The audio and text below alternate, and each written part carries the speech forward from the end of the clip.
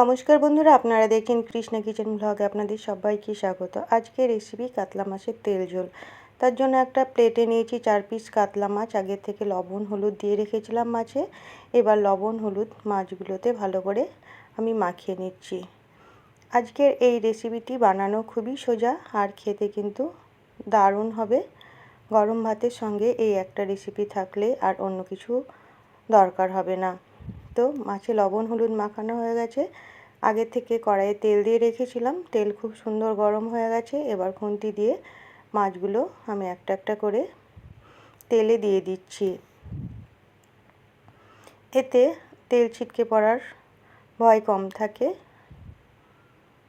তো মাছগুলো তেলে দেওয়ার পর ভালো করে ভেজে নেব।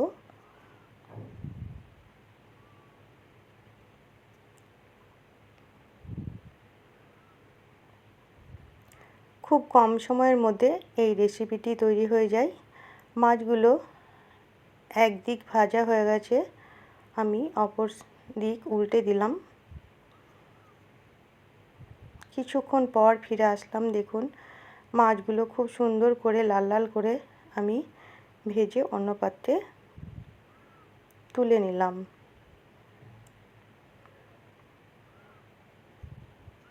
ওই তেলের মধ্যেই একটা শুকনো লঙ্কা ফোড়ন আর হাফ চামচ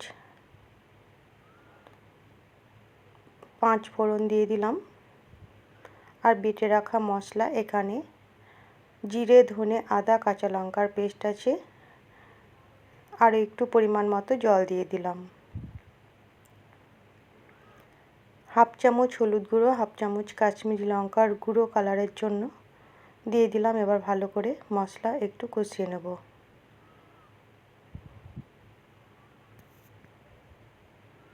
রেসিপিটি বানানো যেমনই সোজা, কিন্তু খেতে হয় অসাধারণ।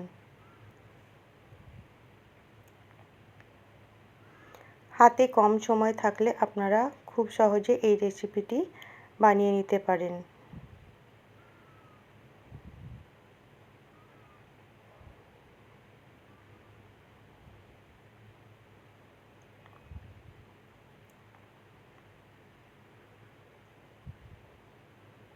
দেখুন মশলা বেশ ভালো মতো কষানো হয়ে গেছে। দিয়ে দিলাম স্বাদ মতো লবণ। আবার একটু ভালো করে আমি নেড়ে দিচ্ছি।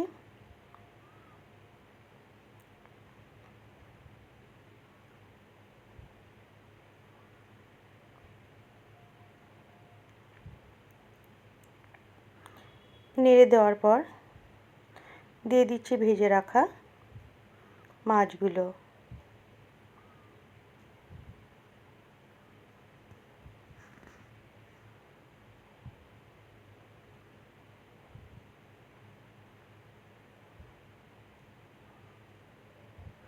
তো মাছগুলো দেওয়ার পর একটু ফুটিয়ে নেব ভালো করে নাড়াচাড়া করে। তাহলে বন্ধুরা কত সহজে তৈরি হয়ে গেল কাতলা মাছের তেল ঝোল। আপনারা অবশ্যই একবার এই রেসিপিটি বানিয়ে খাবেন, দেখবেন খুবই ভালো লাগবে। রেসিপিটি ভালো লাগলে লাইক শেয়ার কমেন্ট করবেন। আর আমার চ্যানেলে নতুন বন্ধু হয়ে থাকলে চ্যানেলটিকে সাবস্ক্রাইব করে পাশে থাকবেন।